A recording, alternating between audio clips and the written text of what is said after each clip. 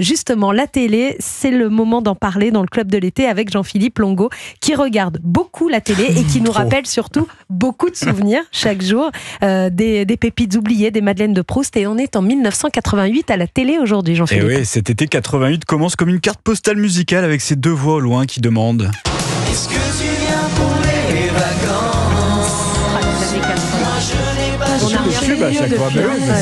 David et Jonathan qui nous proposent l'hymne parfait pour lancer la saison estivale.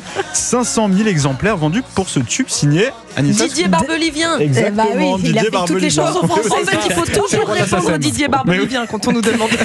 Bon, là en 88, ce sont les ados qui chantent sur la plage. Est-ce que tu viens pour les vacances? Et pendant ce temps-là, il y a de nouveaux animateurs qui arrivent à la télé et sur TF1. Et oui, à la météo d'abord, Catherine Laborde qui fait ses premières armes, un style bien à elle et une douceur si particulière, on ne l'oubliera pas, c'est certain. Tout comme Patrick Roy qui prend les rênes de ce jeu. C'est le juste prix. C'est ça, bon. Le juste prix. Avec le tyrolien.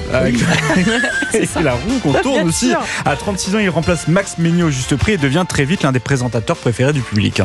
Bon, il y a... Oh là là, moi à chaque fois je retombe dans ces archives. Là, j'ai envie d'allumer mon tube cathodique. Bon, il y a une autre sorte de gendre idéal qui débarque sur Antenne 2, mais pas que, Jean-Philippe. Mais c'est incroyable parce qu'on ne connaît pas encore sa destinée, mais le potentiel est là. Il a seulement 24 ans. Ça, je ne me souvenais pas qu'il était aussi jeune. Son nom, c'est Jean-Luc Delarue.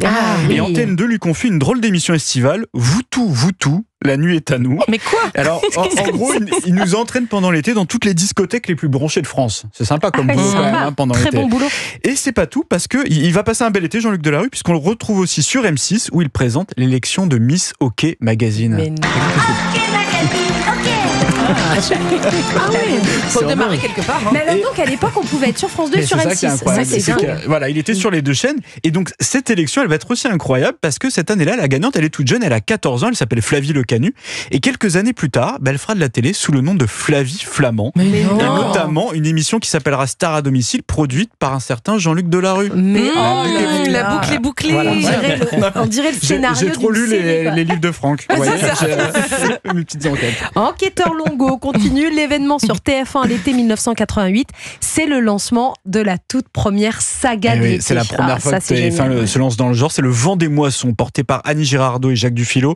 Une histoire de famille, de terre, de secrets qui pose les bases du genre pour les années à venir.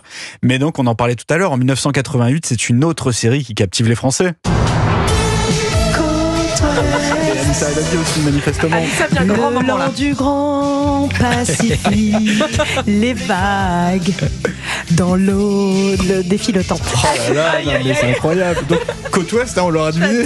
Série dérivée de Dallas. De Dallas, bien sûr. On suit les aventures du frère Ewing, Gary, et de ses voisins californiens. Et comme dans Le Vent des moissons, il y a des trahisons, il y a des secrets de famille, mais il y a du brushing en plus. Et ça va faire rêver les téléspectateurs, dont Anissa. C'est si loin. Et moi, je regardais Santa Barbara. Alors, je sais pas si c'était la même époque. Je crois. Ouais, c'est à peu près la même époque. Ouais. Je me souviens très bien du générique avec les arcades. Oh là là, Santa Barbara. Le concurrent. Bon, quoi? Pendant que TF1 inventait la saga de l'été, Antenne 2 tentait une autre formule avec des sitcoms cette fois-ci. Une sitcom baptisée Loft Story. Alors ça n'a rien à voir avec les histoires de piscine de Loana. Ici, pas de télé-réalité, mais des scénettes dans un loft joué par Francis Perrin et Elisa Servier avec William Lémergie en guest, qui est apparu dans un épisode. Un Love Story qui n'aura pas marqué les esprits, bien loin du raz-de-marée médiatique que provoquera son homonyme 13 ans plus tard. Et un autre raz-de-marée pour conclure cet été 1988. Si je vous parle de flash en musique funky, de basse qui frappe, de guitare qui choque et de batteur qui s'éclate, et toi qui tiens le choc, Anissa? Alors non, c'est pas du Baudelaire, c'est un tube intergénérationnel qui nous permet toujours de passer des nuits de folie. Et c'est signé Début de soirée, bien sûr. Bon, de toute façon, il pleut sur la moitié de la France, donc allez-y, chantez. Ça vous parle cette année 88, Franck Tillier? Il y a plein de références, mais effectivement, il y a des émissions qui m'ont complètement échappé, là, comme vous tout, je pense que même eux ne savaient pas qu'ils avaient repris un titre qui existait. C'est vrai qu'on se rend compte avec vous tous les matins, mon cher Jean-Philippe, qu'il y a quand même pas mal d'émissions qui sont passées à la trappe et qui ne nous ont pas marqués. Et c'est ça aussi le plaisir de la télé. Merci beaucoup Jean-Philippe. Franck Tillier est l'invité du Club de l'été jusqu'à 11h sur Europe 1.